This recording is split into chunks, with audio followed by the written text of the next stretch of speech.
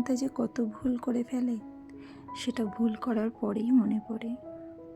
এরকম আমাদের হাতেও অনেক অনেক ভুল হয়, যেগুলো ভুল করার পরে আমাদের মনে হয় আমরা ভুল করেছি।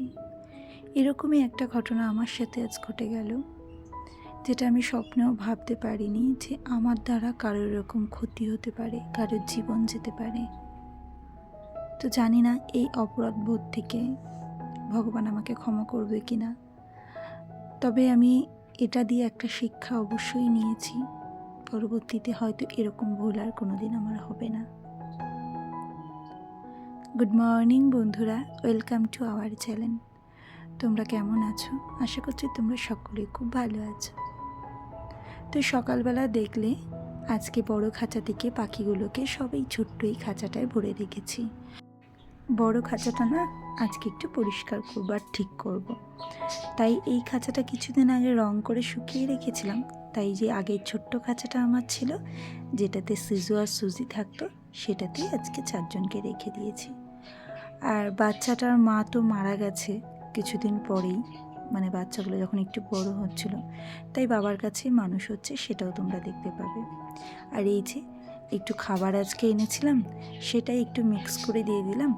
আর এই যে ছোট্ট যে বাচ্চাটার বাবাটা, মানে আমাদের সিজু, আমাদের ঘরে আনা প্রথম সদস্য, তো ওর না ঠান্ডা লেগেছে, তাই এই ড্রপার দিয়ে দিলাম চোখে। তো এবার ছেড়ে দেব। আর এখানে দেখো একটা সুন্দর মুহূর্ত ক্যাপচার করলাম তোমাদের সাথে একটু শেয়ার করার জন্য। এই যে বাচ্চা পাখিটা দেখো কি সুন্দর মাথাটা নিচু করে বাবার কাছে শুয়ে রয়েছে।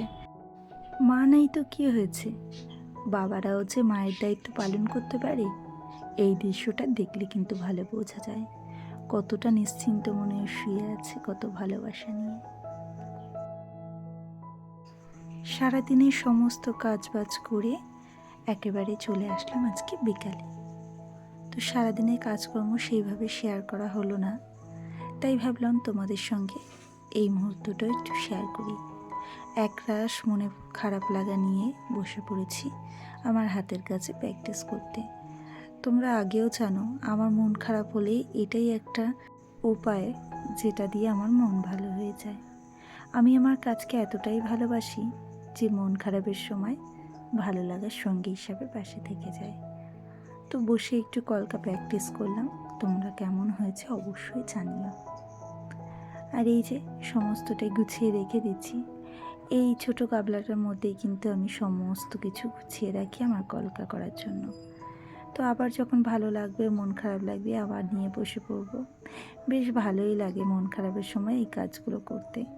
বলে না, যেটাকে তুমি ভালোবাসো সেটা যদি নিয়ে বসো মন অটোমেটিক ভালো হয়ে যায়। তো চেষ্টা করেছি এটাই করার। এই যে রাত্রে ডিনার নিয়ে বসে পড়লাম। আজকে রাত্রে ডিনারে হচ্ছে গিয়ে বাইরে থেকে আজকে খাবার নিয়ে এসেছে, একটু ধোসা আর ইডলি। তবে আমি যেহেতু বাইরে খাবার ভালো খাই না, তাই কিন্তু আমি খাইনি সেরকমভাবে। একটুখানি ধোসা একটুখানি ছিঁড়ে নিয়েছিলাম, আর কিন্তু আমি 2টো রুটি খেয়ে ঘুমিয়ে পড়েছিলাম। আর ছেলে আর বাবা কিন্তু এই ইডলি আর ধোসা আর এর সঙ্গে সাম্বার চাটনি যেগুলো দেয়, সেগুলো দিয়ে আজকে রাত্রে ডিনার কমপ্লিট করলো। ওরা যে এটা কি ভালো খায় কে জানে, আমি না একদম খেতে পারি না। আমি জানি তোমরা সকলেই ভালো খাও।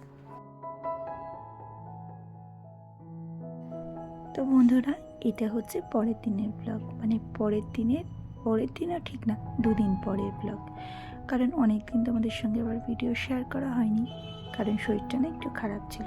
ডাক্তার দেখাচ্ছি, তারপরও কমছে না, ভাবছি আর একবার দেখিয়ে আসবো। তো তারই মাঝখানে এরকম একটা সকালে আমি বেরিয়ে পড়েছিলাম একটু আমার দরকারের কাজে। সেই দরকারটা তোমরা ভিডিও দেখলেই বুঝতে পারবে।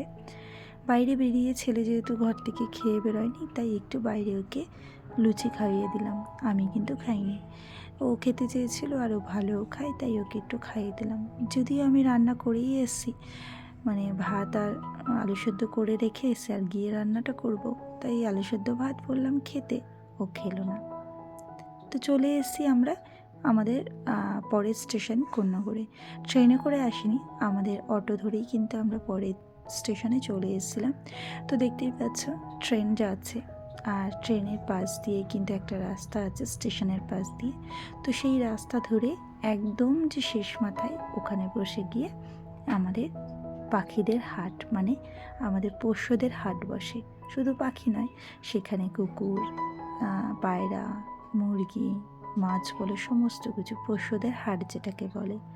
তো আমরা মা ছেলে মিলে বন্ধুর মতন বেরিয়ে পড়লাম একটু ঘুরতে। আর দেখো কি সুন্দর মোষগুলো বৃষ্টির মধ্যে ভিজে ভিজে যাচ্ছে। অঝোরে বৃষ্টি হচ্ছে, তার মধ্যেই চলে আসলাম হাটে। কি সুন্দর দেখো, জাবা পাখি, ফ্রেঞ্চ প্যারটগুলো আছে, ককটেল আছে, আর এখানে আমাদের বদ্রি পাখি মানে বাজিস প্যারট আছে। তো এরকম পাখি দেখলে কার না মনটা ভালো লাগে বলো। আর এই দাদা ভাইকে জিজ্ঞাসা করছিলাম কোনটার কী দাম। তো আমাদের একটা ফিমেল পাখি লাগবে, তবে পছন্দ হয়নি বলে আর আনিনি। মেন যেটার জন্য গেছিলাম সেটা হলো কি একটা বেটা পিস আনতে, মানে ফাইটার পিস আনতে। তোমরা আগের দিনের ভিডিওতে তোমাদের বলেছিলাম বোলের জন্য একটা সুন্দর ফাইটার আনবো, তো সেটা আনতেই গেছিলাম। প্রত্যেকটা ফাইটারই খুব সুন্দর, তবে এখানে সবথেকে যে রানী হয়ে রয়েছে তাকে কিন্তু ঘরে নিয়ে আসলাম। একটু প্রাইস বেশি নিয়েছে, তারপরেও কিন্তু সেটা ছাড়া অন্য কোনো দিকে আর চোখ গেল না। আর এখানে দেখো পাখিদের হাঁড়ি, মাছেদের খাবারের বাটি, পাখিদের বাটি, সমস্ত কিছু এখানে বিক্রি হচ্ছে। তা এখান থেকেও দুটো পাখির বাটি নিয়ে নিলাম। আর চলে এসেছি এবার মাছেদের কাছে, কারণ বাইরে যে পন্ডগুলো আছে সেগুলোতে আমি মলি আর গাপ্পি নেব। তো এখানে অনেক রকম মাছ আছে, শার্ক মাছ, গোল্ডফিশ। কিন্তু গোল্ডফিশ তো আমি নেব না, তোমরা জানো আমার অ্যাকোরিয়ামে যেহেতু কই ফিশ আছে, গোল্ডফিশকে কিন্তু অ্যাটাক করে। তাই গোল্ডফিশের শখটাকে এখন দূরে সরিয়ে রেখেছি। যদি অন্য কোনো সময় আমি কিছু করতে পারি তখন গোল্ডফিশের পন্ড আরেকটা করে করব। তো এইখানে হাজারো একটা মাছের আইটেম, তো সেগুলো দেখে ভালোই লাগছে। সঙ্গে কিছু কিছু গাছও আছে, সেগুলোও ভালো লাগছে। তবে এখান থেকে আমি নিয়ে নিয়েছিলাম যা নেওয়ার, সেগুলো বাড়ি গেলে তোমাদের সঙ্গে শেয়ার করব। তোমাদের সঙ্গে যেটা প্রথমেই শুরুতে বললাম যে আমার জন্য একটা প্রাণের জীবন গেছে, তো সেটা কিন্তু আমার কাছে খুবই দুঃখজনক আর আমার মন খারাপের সবচেয়ে বড় একটা কারণ হয়ে দাঁড়িয়েছে।